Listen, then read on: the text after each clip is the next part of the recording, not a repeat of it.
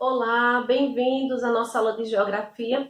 Vamos dar continuidade ao assunto relacionado à orientação. E hoje nós iremos falar um pouco sobre marco geográfico, marco histórico, conforme a gente tinha sinalizado na aula anterior. Então, antes da invenção do GPS, havia outros modos de localizar e demarcar áreas. Em alguns lugares ainda é possível identificar ou encontrar marcos, ou seja, objetos que marcam os limites entre município e bairros ou indicam determinadas distâncias. É o que a gente pode visualizar nestas duas imagens. Nós temos aqui, ó, o primeiro marco, que é no bairro Vila Mariana, que fica em São Paulo, e nós temos o marco zero do Equador, que fica no Macapá, Amapá. Foi tirada em 2013 esta fotografia, então a gente pode observar nitidamente na legenda. Mas quando a gente fala em linha do Equador, o que é isso? É uma linha imaginária que divide o globo terrestre nos hemisférios norte e sul. Então a gente sabe, quando a gente pega o globo terrestre, nós temos a linha do Equador, que eu vou mostrar a imagem para vocês. Outros pontos bem comuns em municípios do Brasil, com a função de auxiliar a localização do marco zero, pode indicar o local de fundação da cidade ou ser um referencial geográfico. Então, os marcos, eles são altamente importantes para a história de uma localidade. Então, antigamente no Brasil, era comum encontrar marcos de meia légua, ou seja, 3.300 metros. Esses marcos auxiliavam as pessoas a medir distâncias entre pontos. Além de servir como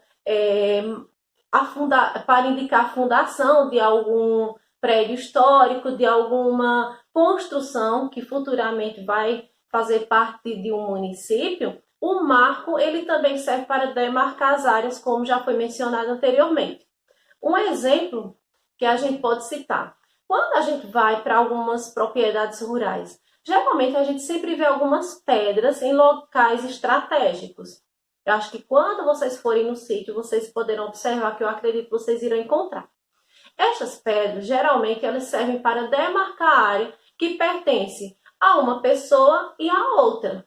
Por exemplo, quando a gente vai daqui de Sumé para o sítio lá dos meus pais, existe em uma determinada localidade uma pedra, que é um marco mesmo. Aquilo determina que daquela parte para lá pertence à minha família e para cá já pertence à outra. Então, isso é um marco que determina a demarcação da terra. O que a gente vai fazer hoje?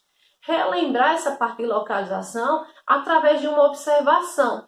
Em nossa cidade, existe algum marco que não seja para delimitar certos limites de terra, mas em relação a construções? Quando a gente vai na praça, tem algum marco que a gente pode chamar de marco histórico que deu origem à construção de tal obra?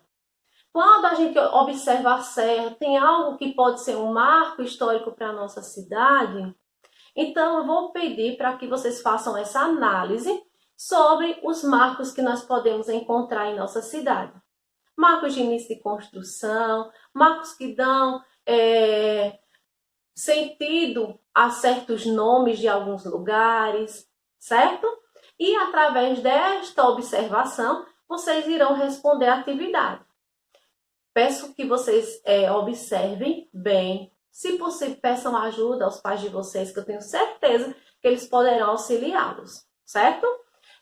Também, quem está de forma remota, se tiver qualquer dúvida, pode me mandar mensagem, tá bom?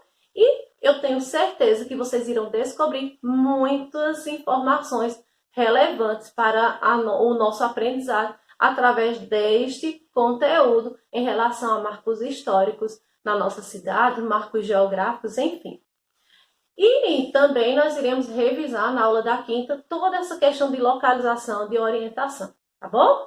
Então, a aula de hoje baseia-se em quê? Na leitura da página 335, para que vocês possam compreender um pouco mais, né? Então, tanto é que o título da nossa aula é para saber mais, a gente aprender um pouco mais, e através disso, fazer um levantamento dos marcos históricos da nossa cidade, tá bom?